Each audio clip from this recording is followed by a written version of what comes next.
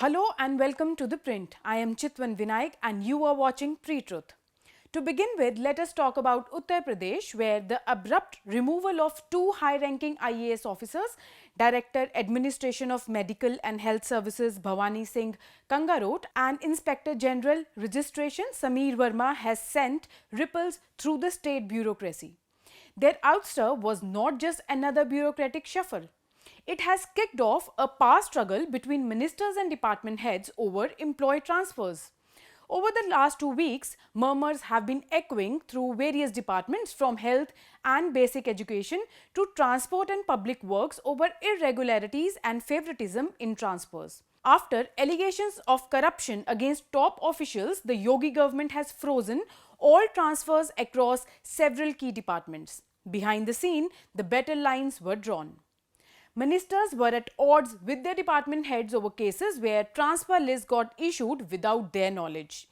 The tension reached a boiling point in the Stamp and Registration Department, where Minister of State Ravindra Jaiswal raised the flag over transfers of sub-registrars and junior assistants, appealing directly to Chief Minister Yogi Adityanath for intervention. Earlier, Deputy Chief Minister Brajesh Pathak raised objections over dubious transfers of medical officers within the Health Department. His concerns prompted fresh instructions. All senior officials should strictly adhere to transfer protocols and ensure the routing of any proposed list through the Health Minister's office before making them public. This tussle has happened before in UP. However, this has sparked dissatisfaction among ministers and their top officials in Yogi's good books this time. Moving on next to Mathura, let us talk about why Hema Malini is facing criticism. BJP MP and actor Hema Malini is facing heat in her constituency from her party cadre over the proposed construction of the Banke Bihari Corridor project in Vrindavan. The plan is to build it on the lines of the Varanasi Temple Corridor. The UP government will acquire land and beautify existing roads leading to temples to decongest the area around them and establish a trust to manage the whole corridor. The state has already issued an ordinance for this purpose. However, priests and affected shopkeepers have been leading protests against the project for weeks. The protesters have also challenged the ordinance in the Supreme Court. The high point of the protest is that women are leading it. Trouble started for Mathura BJP MP Hema Malini when party leaders including the BJP's former district president Madhu Sharma began supporting the protest, criticizing Hema Malini for going ahead with the corridor without paying heed to the voices in her constituency. BJP leader Sharma has said, and I quote, "Hema as woman MP is a disgrace for Mathura, not listening to the voices of affected women." Women shopkeepers have taken serious issue with Hema Malini's letter to CM Yogi Adityanath to expedite the project. Protesters have since come down heavily on the star, believing she is adamant about building the corridor for outsider devotees and not for her constituents. Now, let us talk about Kerala.